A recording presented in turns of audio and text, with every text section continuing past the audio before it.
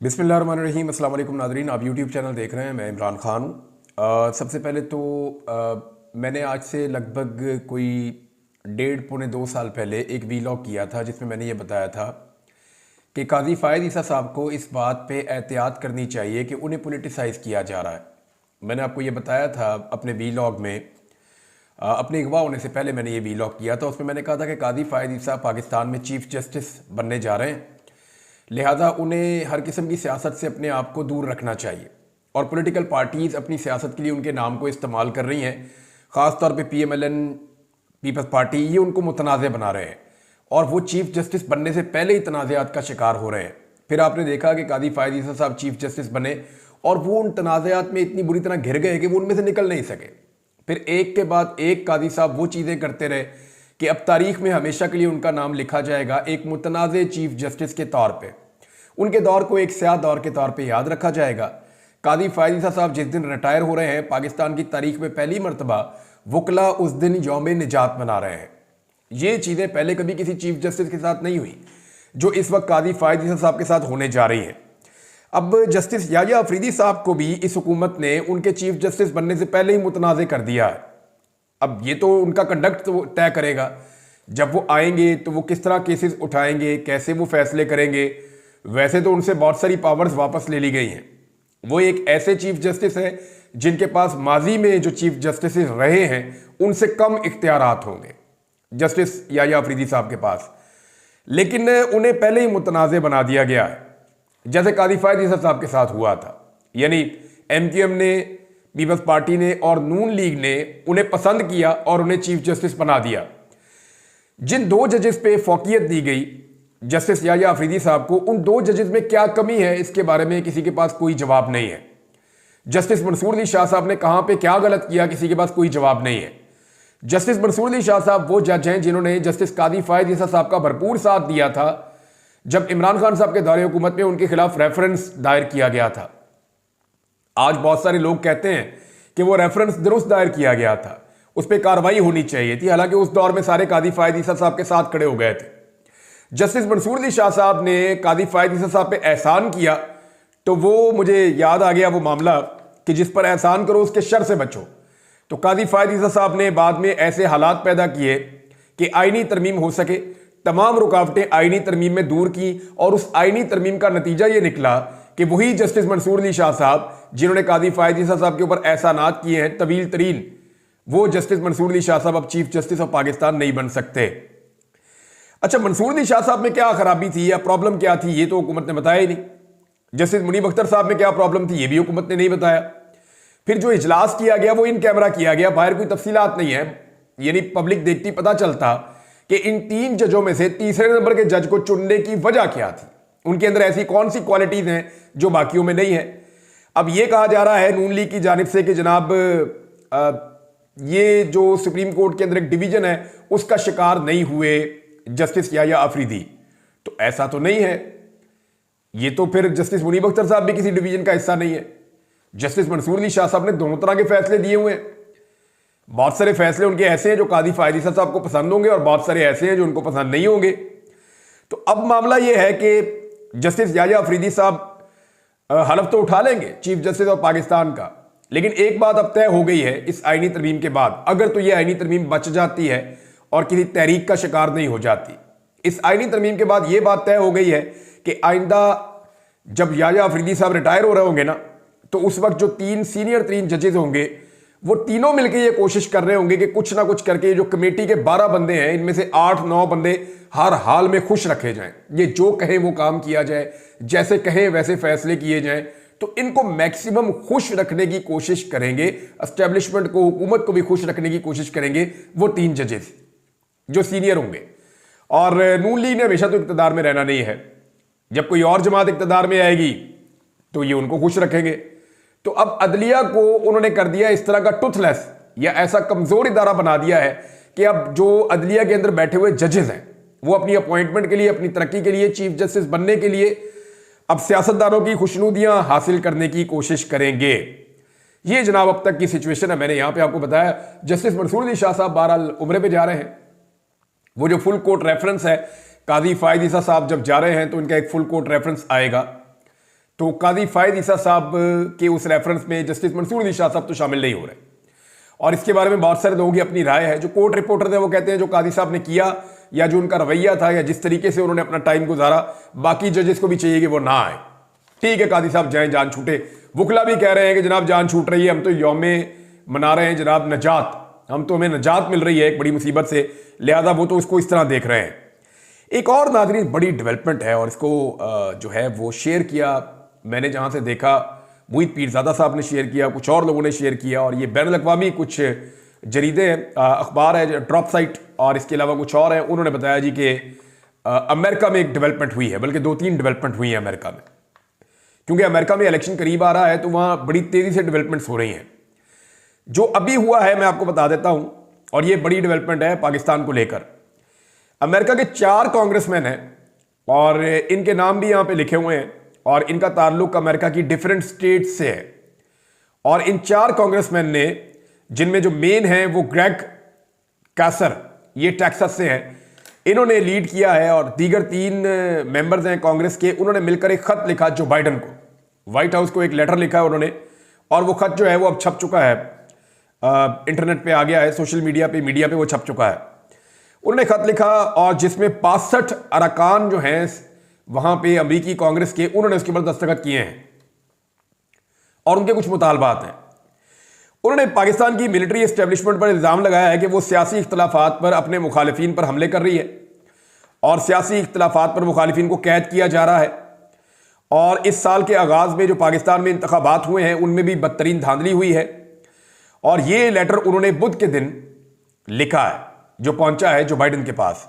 उन्होंने मुतालबा किया है कि इन तमाम चीज़ों का नोटिस ले अमेरिकी हुकूमत, और पाकिस्तान से जो ताल्लुकात हैं अमेरिका के, उनकी पॉलिसी में कोई तब्दीली करे, और पाकिस्तान के अंदर अपने असर रसूख को इस्तेमाल करे, ताकि पाकिस्तान के अंदर जो जमहूरियत है या आज़ादी इज़हार राय है, ये मामला ठीक हो। इस खत में इमरान खान साहब जो जेल में बंद हैं उनकी रिहाई का भी खुला मुतालबा किया गया है। अमेरिकी हुकूमत इमरान खान और दीगर सियासी कैदियों की रिहाई के लिए अपना असर रसूख इस्तेमाल करे। इंसानी हुकूक की खिलाफ वर्जियों को रोकने के लिए भी अमेरिकी हुकूमत अपना किरदार अदा करे। पाकिस्तान के अंदर जो अशराफिया या ताकतवर हल्के इंसानी हुकूक की खिलाफ वर्जियों में मुलव्वस हैं, उनके असासे जब्त किए जाएं। अच्छा, अमेरिकन जब ये कहते हैं तो अमेरिकन असासे सिर्फ अमेरिका में जब्त नहीं करते, वो यूरोप में, कनाडा में, वहां भी करवा देते हैं। तो उनके पास, क्योंकि वो क्लेम करते हैं सुपर पावर है, तो वो बाकी मुल्कों को भी इन्फ्लुएंस करते हैं कि जनाब हमने कर दिया, अब आप भी कर दें। तो ये कहा गया जी इनके असासे जब्त किए जाएं और उन पर सफरी पाबंदियां भी आयद की जाएं। ये जनाब मुतालबे हैं इस लेटर के अंदर। जो 65 अरकान है उन्होंने लिखा है, खासतौर पर इसमें पाकिस्तान के आर्मी चीफ को भी, उनका भी नाम उसके अंदर लिखा गया है। और जरीदे ने लिखा है कि अमरीकी कानून साज तवातर के साथ पाकिस्तानी एस्टेब्लिशमेंट के हवाले से मुतहर्रिक हैं, और पाकिस्तान के बारे में अमरीकी पॉलिसी में इस्लाह का काम जो है वो आने वाले दिनों में हो सकता है। इसके अलावा बताया गया कि 4 मजीद अरकान हैं कांग्रेस के, वो भी एक लेटर लिख चुके हैं, और वो लेटर तैयार हो चुका है, लीक भी हो गया, पता है सबको उस लेटर में क्या लिखा है, ऐसा ही कंटेंट है उसका भी। और ये लेटर ज़ेरे गर्दिश भी है, और इसमें भी अभी तक कांग्रेसमैन के दस्तखत करवाए जा रहे हैं। यानी वहां पे भी काफी सारे कांग्रेसमैन जो है उन्होंने दस्तखत कर दिए हैं, जो रह गए हैं उनके दस्तखत करवाए जा रहे हैं। और ये लेटर भी जल्द व्हाइट हाउस इंतजामिया को भेजा जाएगा। इसके अलावा जी अमेरिका में एक तंजीम है पाकिस्तानियों की, जिसे कहते हैं Pakistan American public affairs committee, यानी उसे कहते हैं पाक PAC, यानी Pakistan American public affairs committee. ये तगड़ा एक पाकिस्तान का ग्रुप है पाकिस्तानियों का, बहुत सारे इसमें प्रोफेशनल्स हैं पाकिस्तान के, और पाकिस्तानियों की कम्युनिटी का एक बड़ा हिस्सा जो है उन्होंने अपने साथ इसको जोड़ा हुआ। और बहुत सारी तंजीमें भी है अमेरिका में, वो बहुत बड़ा मुल्क है, पाकिस्तानी बड़ी तादाद में वहाँ पे रहते हैं, तो पाकिस्तानियों का वोट बैंक भी है अमेरिका में, क्योंकि वो ओवरसीज पाकिस्तानी है, वो वहाँ पे वोट डाल सकते हैं डोनाल्ड ट्रंप को या कमला हैरिस को, दोनों में से किसी एक को वोट डाल सकते हैं। अच्छा, इनकी एक कमेटी है जो पाक PAC की है, उन्होंने मुलाकात की जी डोनाल्ड ट्रंप से और कमला हैरिस से। उन्होंने मुलाकातें की और पाकिस्तान की सूरत हाल से आगाह किया और सवाल जवाब किए कि आपकी पाकिस्तान के बारे में क्या पॉलिसी है, ताकि हम पाकिस्तानियों की सपोर्ट जो है उसका फैसला करेंगे। हमारे ज़रिए से जो पाकिस्तानियों की सपोर्ट आनी है वो किसको आनी चाहिए। अब इसमें जो है उन्होंने जो बताया वो ये है कि कमला के पास उनके सवालात के जवाब उस तरह से नहीं थे, बल्कि जब उन्होंने कहा कि आप पाकिस्तान में जो एस्टेब्लिशमेंट जुल्म कर रही है, उस हवाले से जब सवालात पूछे गए तो वो डिफेंसिव थी और वो उसके ऊपर ठीक जवाबात नहीं दे सकी। तो उसके बाद ये जो कमेटी है, Pakistan American public affairs committee, इसने ट्रंप की ओपन हमायत का ऐलान कर दिया। उन्होंने कहा जी हम ट्रंप की हमायत करेंगे, क्योंकि उनके बकौल उन्हें इस बात का अंदाजा हो गया है कि डेमोक्रेट्स आते हैं तो पॉलिसी नहीं बदलेगी और वो पाकिस्तान में फस्तायत पर इसी तरह रहेंगे जैसे इस वक्त अमेरिकन हैं, यानी इमरान खान जेल में रहेंगे, पाकिस्तान में मार्शल लॉ जैसी सूरत हाल रहेगी और एक मैंडेट के बगैर जो हुकूमत है वो पाकिस्तान में चलती रहेगी। यानी ये चीज़ें जो हैं ये वहाँ पे तय हो गई। इसकी और बहुत सारी तफसीलात हैं, लेकिन मैंने आपको लुब्बे लुब्बा बता दिया कि एक्चुअली अमेरिकन जो इलेक्शन है उसके अंदर पाकिस्तानियों की जो अमेरिका के साथ या किसी एक कैंडिडेट के साथ सपोर्ट है, वो इस चीज़ के साथ उन्होंने जोड़ दी है कि अगर आप पाकिस्तान के अंदर अपनी पॉलिसी को बेहतर करेंगे और पाकिस्तान में डेमोक्रेसी को आप फ़रोग देंगे तो फिर तो जनाब हम आपके साथ खड़े हैं। अब यहाँ पे इन्होंने जो अपना एक ट्वीट किया पाकिस्तान अमेरिकन PAC ने, उन्होंने कहा we are proud to endorse Donald Trump in the 2024 presidential elections. हम जी डोनाल्ड ट्रंप को सपोर्ट कर रहे हैं। After extensive meetings with the Trump and the Harris, दोनों के साथ मुलाकात की है और इनकी कंपेन हमने देखी है। We believe that former president is the candidate who will improve America Pakistan relations and promote true democracy in Pakistan. और इसके बाद उन्होंने कहा हमारी नीचे पूरी स्टेटमेंट है, ये भी आप पढ़ लें। वो कह रहे हैं जी अब ट्रंप ही है जिससे हमें उम्मीद है वो पाकिस्तान के अंदर जमहूरी आज़ादी के लिए या हकीकी जमहूरियत के लिए वो किरदार अदा कर सकता है। अच्छा जी, नवाज शरीफ के बारे में खबर आ रही है कि वो अपने वतन वापस जा रहे हैं बरतानिया, और ये भी कहा जा रहा है कि उनकी बेटी भी साथ जा रही है। हो सकता है मरियम नवाज का नाम इसलिए लिया गया हो ताकि लोग ज्यादा तनकीद करें, फिर मरियम रुक जाए, नवाज शरीफ चले जाए तो वो कहे देखो जी मरियम नहीं गई। लेकिन जा भी सकते हैं, उनका देश है, उनकी प्रॉपर्टी है, उनके बच्चे हैं, उनका कारोबार है, उनकी एजुकेशन है, उनका इलाज है, हर चीज़ उनकी वहीं पे होती है, तो उनको जाना होगा। मियाँ साहब रुके हुए थे, सिर्फ इस आईनी तरमीम के लिए रुके क्या हुआ थे, उनको रोका हुआ था कि आईनी तरमीम करवाओ, तो मियाँ साहब जाओ। तो मियाँ साहब जनाब ये आईनी तरमीम करवाने के बाद अपने देश जा रहे हैं बरतानिया, और उनकी बेटी भी हो सकता है जा रही हो। लेकिन मैं आपको हालत देखें पंजाब की ये है कि म्यू अस्पताल के अंदर आवाम का मुफ्त इलाज बंद कर दिया गया है और कुछ यूनिट्स जो है उनके अंदर अब काम नहीं हो रहा। वजह यह है कि फंड्स की अदम फरामी है।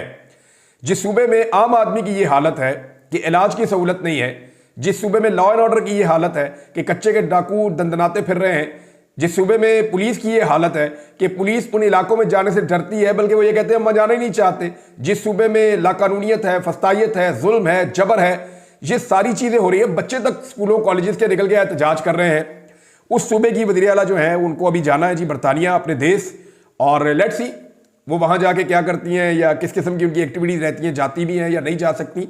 बहरहाल नवाज शरीफ साहब तो अपने वतन वापस जा रहे हैं। 1 साल पहले वो आए थे, उन्होंने आकर कबूतर उड़ाए, फिर बाद में हमने देखा उनके तोते उड़ गए, उनका भाई वज़ीर आज़म बन गया, उनकी बेटी जो है वो डील करके वज़ीर आला पंजाब बन गई। जाली 47 के ऊपर हुकूमत बनाने के बाद झंडे गाड़ के मियाँ नवाज शरीफ साहब पाकिस्तान से बाहर जा रहे हैं। झंडे गाड़ने का लफ्ज़ मैंने क्यों बोला? मैंने इसलिए बोला कि मैं आपको अब पढ़ के सुनाता हूँ। PMLN के एक बड़े मजबूत कैंडिडेट हैं सेंट्रल पंजाब से, और आबिद रजा कोटला, उनका स्टेटमेंट आपको मैं थोड़ा सा पढ़ के सुना देता हूँ। उन्होंने बड़ा लंबा एक इंटरव्यू दिया है, लेकिन आप ये देख लें, वो ये कह रहे हैं कि आज मुस्लिम लीग नून की मकबूलियत माइनस में है और मैं ज़हनी तौर पर तैयार हूं कि 5 साल बाद भी नून लीग की मकबूलियत माइनस में ही होगी। मैं PIA में सफ़र कर रहा था तो PIA के एक बावर्दी शख्स ने मुझे कहा कि आप 45 वाले हैं या 47 वाले हैं, क्योंकि कौम को 45-47 चंगी तरह याद हो गया। अब आबिद रजा कोटला साहब ये बात कर रहे हैं, जो एक मजबूत कैंडिडेट हैं, इन्होंने बहुत बुरे हालात के अंदर चौधरी बरादरान को शिकस्त दी थी वहाँ से, लेकिन अब वो इस बात का इदराक उनको हो गया है और वो एतराफ़ कर रहे हैं कि नून लीग की पॉलिसीज़ की वजह से नून लीग का बेड़ा गर्क हो गया और उनके पल्ले कख नहीं बचा। जो थोड़ी बहुत मकबूलियत नून लीग के पास थी वो अब नून लीग के पास नहीं है। अच्छा नाज़रीन, एक चीज़ मैं और देख रहा हूँ कि जो कुछ टाउट टाइप के लोग हैं वो अलग अलग किस्म के स्टेटमेंट दे रहे हैं। यानी एक टाउट कहता है कि इमरान खान के खिलाफ ये होने लगा है, वो होने लगा है, और सख्ती हो जाएगी, इंज कर देंगे, उंज कर देंगे, इमरान खान के जेल के अंदर और ज्यादा सख्तियां होंगी, जो सख्तियां अगले साल होनी थी वो इसी साल हो जाएंगी। एक ये कह रहा है। दूसरी जानी फैसल वाडा को सुने तो जनाब उनका स्टेटमेंट मुख्तलिफ है जी। अब तो बुशरा बीबी भी बाहर आ जाएंगी, हालात बहुत अच्छे हो जाएंगे, इमरान खान साहब की मुलाकातें भी खुल जाएंगी और चीज़ें नॉर्मलाइज हो जाएगी। भाई अब समझ नहीं आ रही कौन सा टाउट कहाँ से खबरें लेकर आता है। हमें तो समझ नहीं आ रही कि किसको कहाँ से किन सोर्सेज से खबर मिल रही है। एक बिल्कुल इस तरफ चल रहा है, एक बिल्कुल इस तरफ चल रहा है। तो इससे आपको अंदाजा होता है कि एक्चुअली जो एस्टेब्लिशमेंट है वो भी कंफ्यूज है कि इमरान खान का करना क्या है। इमरान खान इतनी बड़ी एक मुसीबत बन चुके हैं इनके लिए, इतनी बड़ी बला बन चुके हैं इनके लिए कि उन्हें समझ नहीं आ रही कि इस आदमी का हल निकालें क्या। जो मर्जी कर लो वो हार मानता ही नहीं है। यानी आईनी तरमीम के बाद जब बैठ के दोबारा सोचा कि क्या हासिल किया, तो पब्लिक तो आज भी उनसे खुश नहीं है। जब भी अवाम का मामला आता है वहां पे इनको शिकस्त हो जाती है। मुस्तफा नवाज खोखर साहब ने एक स्टेटमेंट दिया, ये इन हालात के अंदर पूरा एक जायजा अगर आप ले सूरत हाल का, तो मेरे ख्याल में एक मुकम्मल स्टेटमेंट है। उन्होंने कहा अब इस बात में कोई शुबा नहीं रह गया कि आईनी तरमीम लाने का वाहिद मकसद मंसूर अली शाह को चीफ जस्टिस ऑफ पाकिस्तान बनने से रोकना और अदलिया पर कंट्रोल हासिल करना था। सीनियरिटी के उसूल की नफी करके हुकूमत ने एक और बहरान के बीज बो दिए हैं, जो आने वाले दिनों में पहले से जारी बहरान को मजीद गंभीर बना देंगे। जनाब, ये वो चीज़ें हैं जो इस वक्त पाकिस्तान में हो रही हैं, मैंने आपके साथ शेयर कर दी है। बाकी चीज़ें आपको बाद में बताएंगे। अब तक के लिए इतना ही। अपना ख्याल रखिएगा, अपने इस चैनल का भी। अल्लाह हाफिज़।